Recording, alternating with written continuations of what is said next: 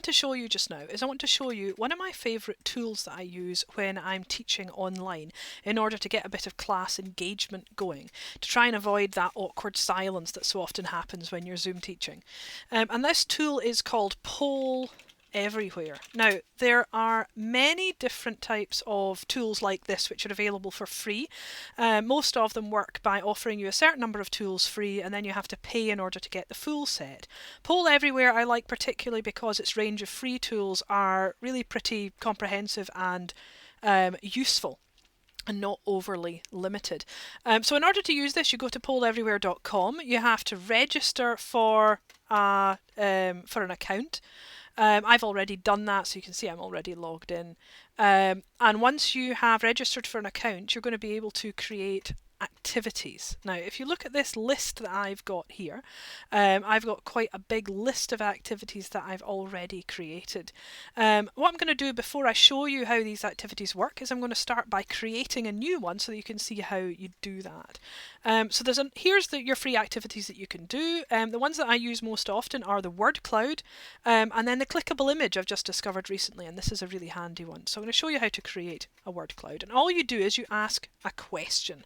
So the question I'm going to ask is, name things from a cooked breakfast. And it's things like that. You want things where there can be lots of different short answers for it. And you click create. Okay, and having created it, it's going to pop up with the screen showing you how to participate in this. And it's called Polleverywhere because these are basically polls. And what that means is that people can use their own devices to participate in these polls. Now, students can use a second device to do this. So perhaps they're watching your teaching on a tablet or a laptop and they can use their phone for Polleverywhere.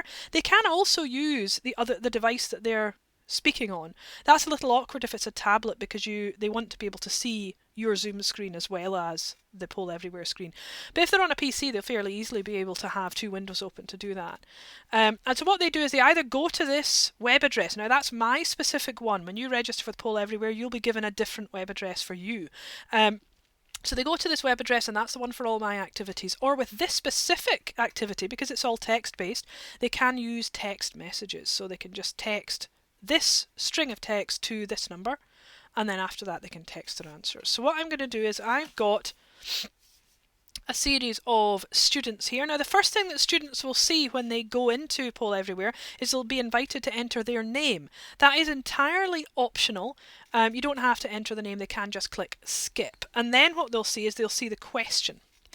So it's asking you there, name things from a cooked breakfast, and by default they're able to do as many answers as they want. So this student is going to say, what about eggs? And then I've got another student here who is saying, well,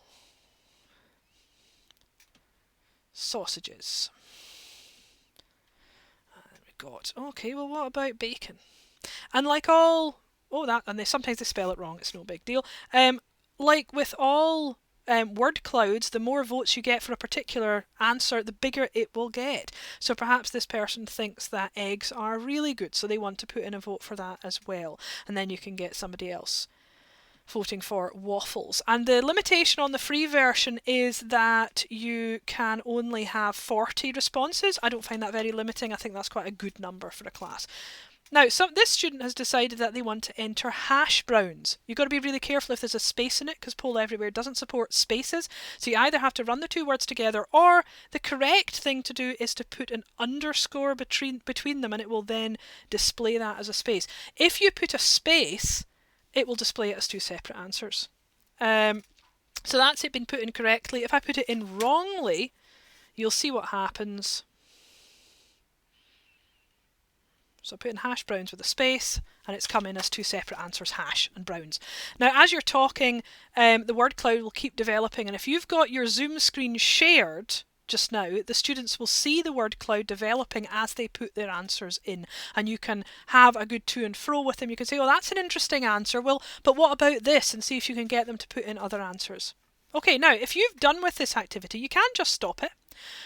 or you can click next to move on to the next one in your list, and it will automatically deactivate the first one and activate the next one. So here's one that I used in a class previously, so this is the students' actual answers, and this one is now full, so it can't be contributed to again. So if you want to restart this activity, you click clear responses, and it will think for a little moment, and it will take away those responses, and you can start all over again. And having clicked to move on to the next activity, the question on the student's screens has changed automatically. So I'll move on to the next one again.